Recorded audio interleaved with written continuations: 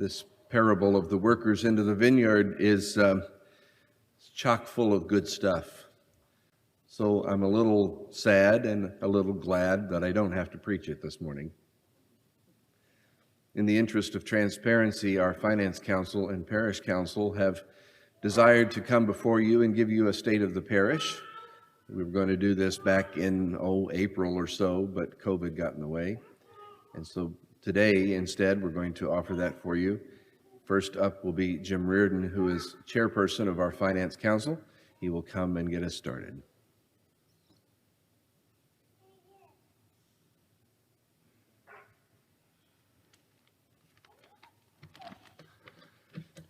Thank you, Father Jerry.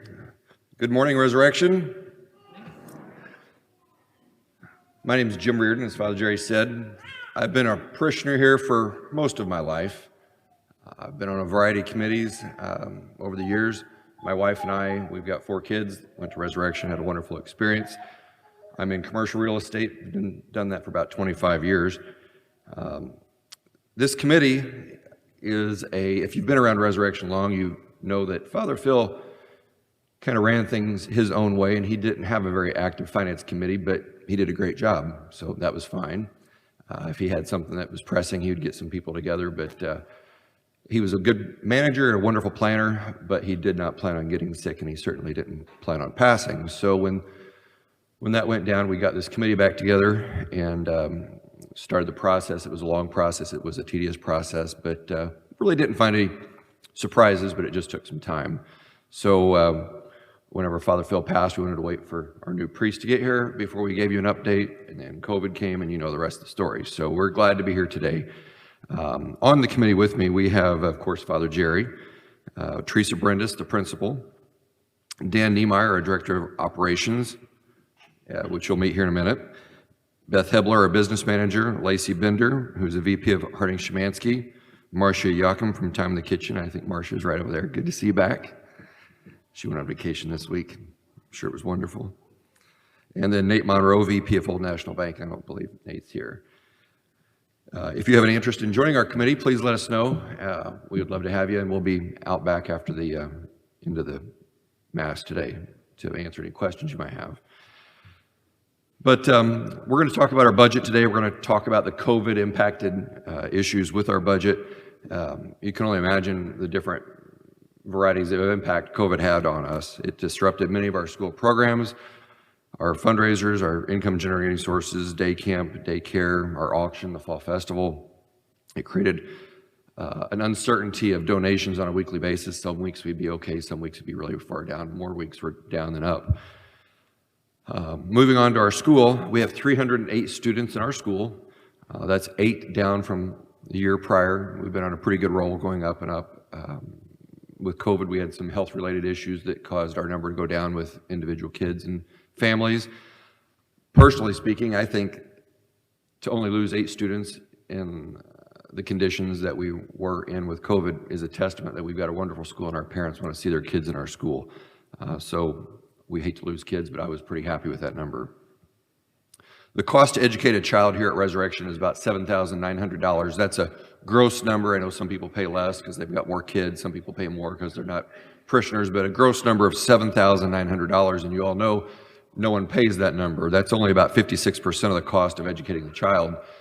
And if any of your math people, you'll know it's hard to pay the bills when you only collect 56% of the cost. So we have to be pretty creative in finding out ways to pay for the other 44% of the education.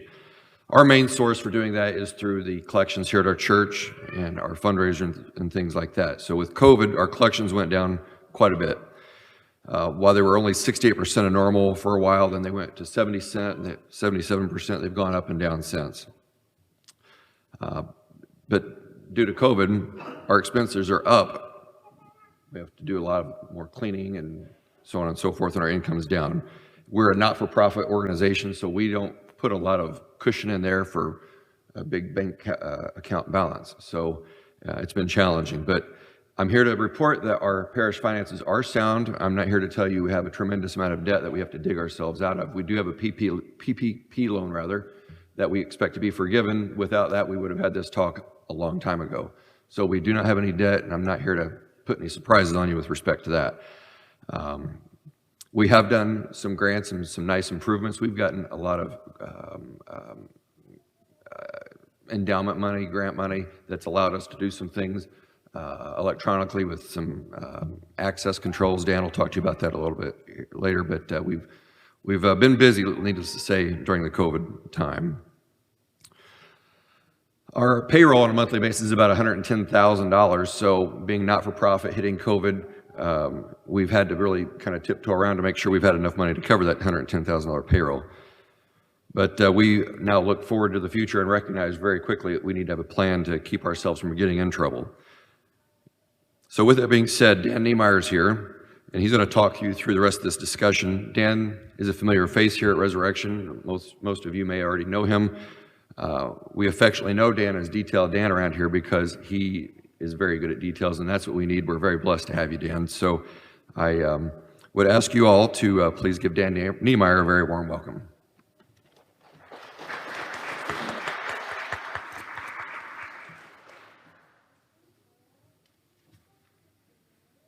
Thank you, Jim.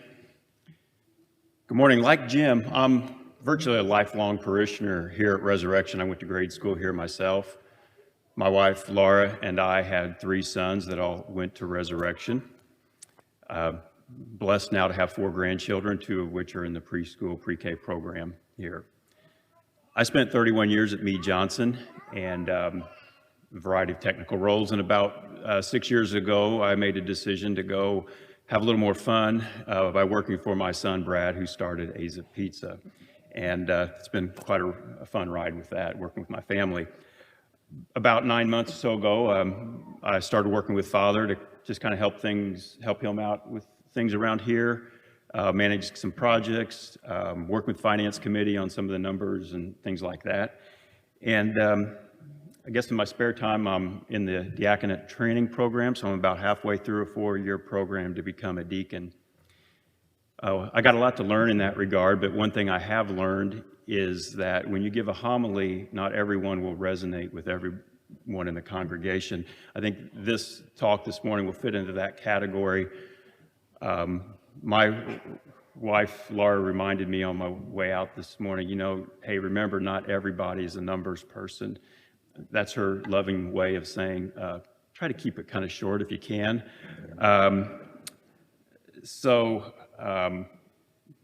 Those of you that fit into that category of being a number, or if you fit into that category where you're not a numbers person, this next 45 minutes is going to be kind of painful. But the rest of us are going to be riveted and it'll be fun. But okay, yeah, it's not really going to go that long. So anyway, we'll get into it here though. I do want to cover the Stewards of God's Grace capital campaign and let you know where we stand on that. I'm going to give a brief preview of the Cpc assessment that we have. As Jim alluded to, COVID had a lot of implications. I want to explain some of those and explain how that rolls into our budget. Jim also mentioned facility improvements that we're doing and have been able to continue to do, and we've got some of those budgeted. And all those things roll up into what does our budget look like and where do we stand. So to start with the Stewards of God's Grace campaign, you might recall we were in wave 2, and that wave officially ended at the end of June. However, some people are still paying on their pledges, and we appreciate that, and that we still have some more money coming in. Our goal when this campaign started was $938,000. You were very, very generous, and we had pledges that exceeded that goal of $1.075 million, so that was very encouraging. And as at the end of June, we collected $960,000. As I mentioned, some people are still paying on their pledges. We still have money coming in. What that campaign entailed was that Resurrection directly got 50% of those funds back to do projects. And that $480,000 that we got back has been used to help fund a lot of facility improvements in the neighborhood of over $900,000 worth. One of the key ones was a conference room named for our beloved Father Phil. That also serves as a classroom. His pride and joy, the Cafeteria Remodeling project was able to be done. in addition to some of the glamorous things like this, there's some of the more nuts and bolts things that needed to be done here, like replacing 6 air handling units to provide reliable heating and air conditioning. And our beloved boiler got removed after 60 years of operation as it limped into this home stretch, but we put in 2 new water heaters. So a lot was accomplished during that time with that. So some of the next steps with regard to that campaign are there are about $100,000 of pledges outstanding. Some people had communicated to the diocese they weren't in a position to continue to meet their pledges, but so some people are continuing to make ongoing payments, but unfortunately some have lapsed in their payments. And we would hope to be able to get as many of those outstanding pledges as possible. And if we have the potential to get another $57,000 coming in, that would help continue with support our operations here and able to do more projects. So just wanted to serve as a general reminder here, if you have a pledge outstanding, ask you to please try to complete that and help us to keep moving forward. Catholic Parishes campaign.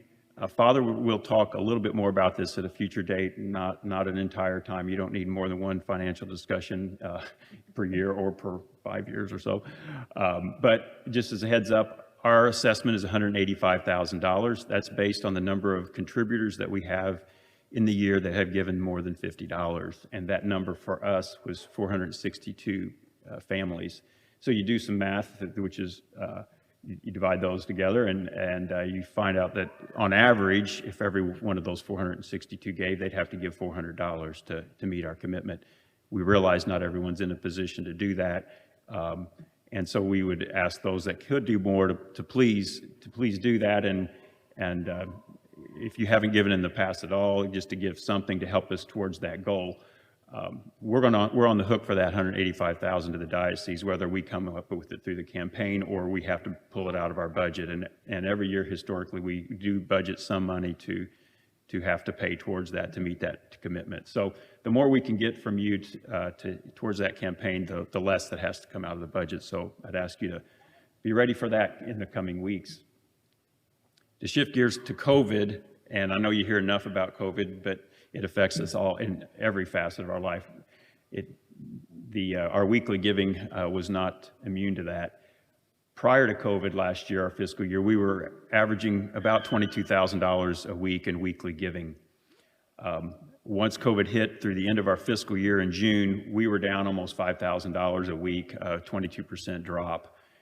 And fortunately, since the new fiscal year started, and we've started coming back to Mass and a few more people being comfortable with that, it has bumped back up a little bit to around $19,000, but that's still 13% down from where we were pre-COVID levels.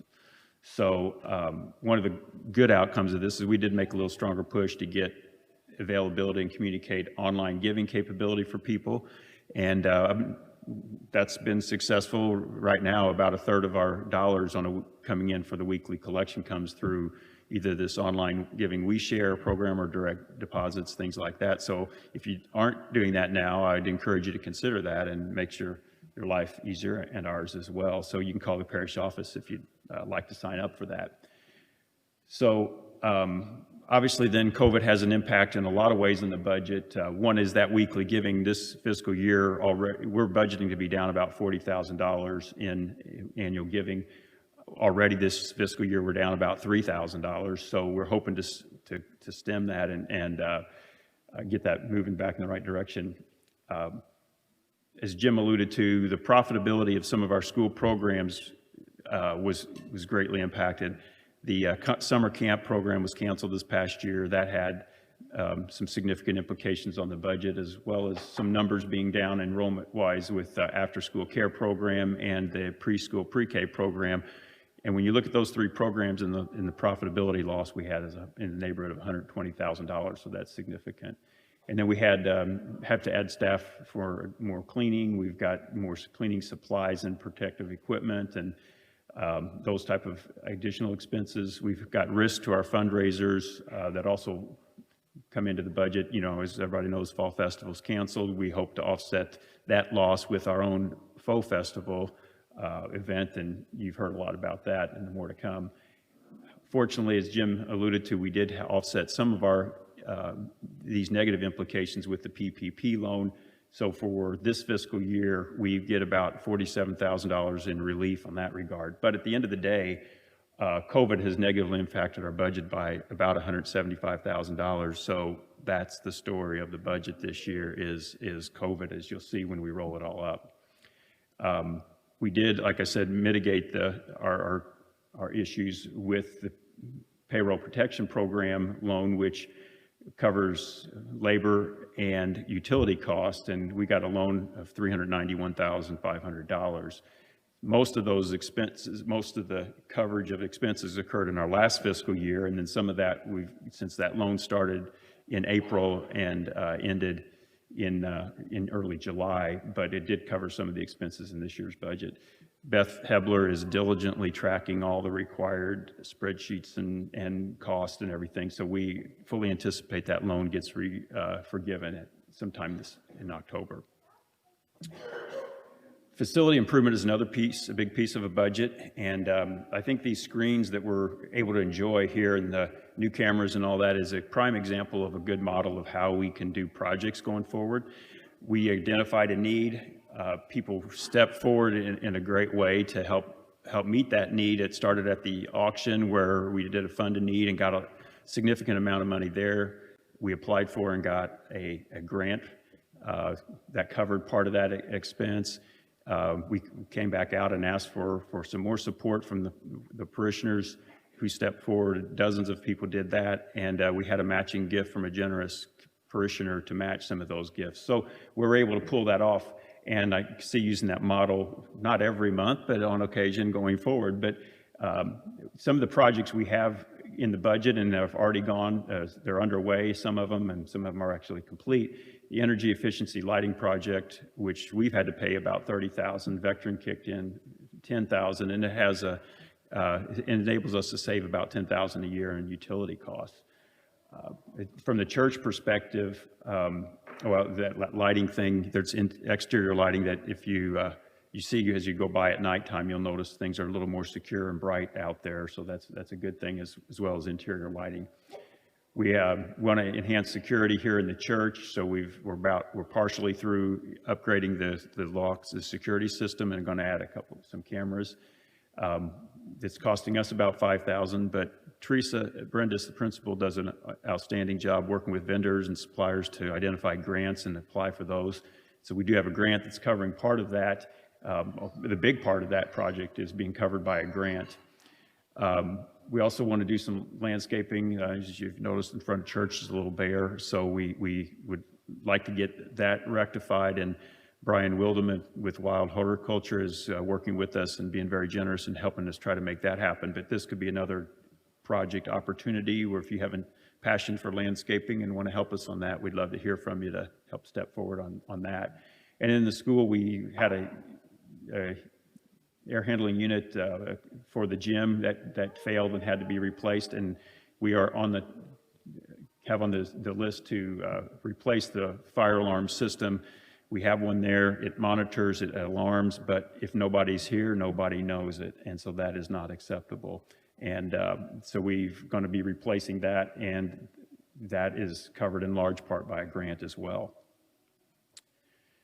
There are some unbudgeted facility projects that I'm not going to go into the detail, but the point is there's some risk there. There's some things we can't budget for everything we want to do, and if something happens to another air handling unit or the roof continues to leak like it's doing a little bit and we have to go and replace it, there's some bigger needs that could come up and you may hear more about. So there's some risk out there if other things happen. But how does it all roll together? Well, this is where it gets a little tough if you're not a numbers person, but you really, I want to take you through this at a real high level. Our budget is broken down between school, church, and then a total. And that top line of ordinary income, we have budgeted for the weekly collections to be about $1.1 million. School, the main piece there, their income is the tuition, and then you have a total of about $2.4 million. Other income, things like endowments, Rental property income falls into that bucket, things like that. And then extraordinary income is where the capital project monies that we collect through grants, through the Stewards of God's Grace campaign, through direct contributions to pay for projects go to that line. So we have total income of about $2.75 million. On the expense side, the biggest piece on the ordinary expenses is salaries. You can see $2.75 million in expenses. About half of that is salaries. We've actually, headcount-wise, actually dropped just a hair from last year to this year. So we're trying to manage the headcount to manage that salary line. But then there's also a lot of healthcare costs that continue to rise, and supplies, expense, a lot of other things that fill up in there. And then the extraordinary expenses are those expenses for capital projects that fall there. So we have expenses of almost $3 million. So you can do some quick math there and see that's comes out as a actual loss budgeted right now of $224,000. Not too alarming considering we're decent cash position right now, but not someplace you necessarily want to be either going forward. It's not a sustainable kind of thing. So how can we rectify that? One is obviously looking at the weekly giving targets. As I mentioned earlier, our average right now this fiscal year is we're at about $19,000 a week. We budgeted for this year to be at about the levels that we were before COVID. So we wanted to be conservative in what we thought we could get, and that's what drove that $224,000 deficit right now. If you look at what we could do to increase, if you're a lot like my wife and I, we get requests for contributions virtually every day in the mail. And there's a lot of people expressing needs out there, and a lot of people have really good causes. We at Resurrection haven't heard about a need a lot, as Jim alluded to. Father Phil, he ran things in a certain way, and it didn't communicate a lot about what we needed and where we stood. So we need to kind of change that a little bit and start communicating what we do need. And this is if you look at making an increase to try to cover that. A 20% increase would cover that hall deficit. We know that's not realistic for most of us. However, if we were to at least get even a 10% increase from current givers, that would cut that loss in half and make it a lot more manageable. Of course, if those that aren't giving anything gave some, that obviously helps a lot as well. So we want to get to where I know people appreciated having targets and see where we tracked with our weekly giving in the bulletin. And a target number out there in the past, I would say maybe wasn't real solid. I feel like this number would be pretty solid to put out there, and that would reflect a 10% increase. If a $23,850 would be a target that we anticipate communicating in the bulletin. So when you see how we're doing versus budget versus target, this is the number we'd like to use to track with that 10% increase. So how can you help? You've heard a lot of ideas and ways already. Here's a summary of those. First starts with you contributing your time and talents. We mentioned the Faux Festival. There's a lot of opportunities of that coming up, and a lot of people have signed up, so we appreciate to continue to do that, and Deb Mitchell will be happy to help find a slot for you. The other thing is completing your pledge. If you've got a pledge out there for the Stewards of God's Grace campaign, support the Cpc as it comes up here. Prayerfully consider, if you would, increasing your weekly giving to some range that could help us close that gap. Support some facility projects that might be near and dear to your heart as they become available. And as always, want to continue to pray that God blesses us here at Resurrection. Thank you very much.